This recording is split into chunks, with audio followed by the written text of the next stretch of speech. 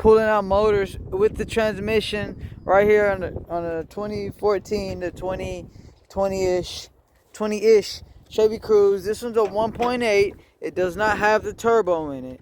They also have a 1.4 and a 1.6 actually. This was a 1.8, does not have a turbo, okay? What we did here was I disassembled pretty much everything, front and the back, nothing attached. Instead of taking a mount off, over here we just disassembled the back bracket, the motor mount here on the side, the motor mount on the right side, took the battery out and all this. So we're actually going to pull out the motor and the transmission together because this is a standard, and we're going to go and repair this. So as we're pulling it out, we're using this because this little lever here, it allows us to rotate it and move it from side to side.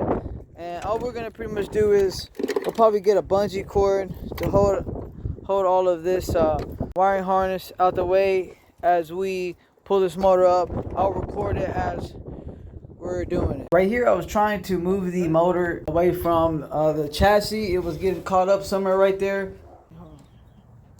So I'm using my little lever to realign the positioning of the way the motor and the transmission sits.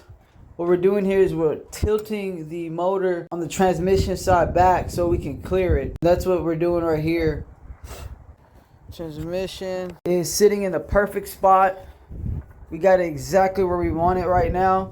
Using this cool little attachment and the lever, we were able to tilt it backwards the way I was just describing to y'all earlier. And then that's the way we'll put it in as well. We'll fish it in. Right now I'm moving all the evap lines, parts of the wiring harness, make sure it doesn't get caught on the motor as it comes out. And the reason why we actually took it out like this was because since it's a manual, it has the shaft for the transmission goes into the motor, and if we didn't do it this way, we wouldn't have enough clearance just to pull the motor out. And it was really easy to take it out from the top in this particular scenario. One that became key to my. It's on. What about it? I just recorded taking it out.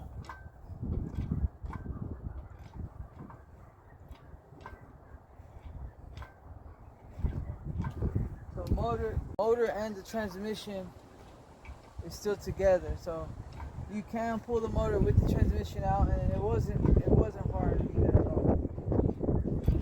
If you have some intermediate knowledge of how to work on a vehicle and you have a motor hoist, this is a very easy motor pull, transmission pull. If you want to start out with this, and you can see we're doing it here on some plywood in the backyard. So if we can do it, I'm sure you can as well. We're gonna go ahead and drop the motor down now, just so we don't have any problems as we're pulling it back or risk it falling.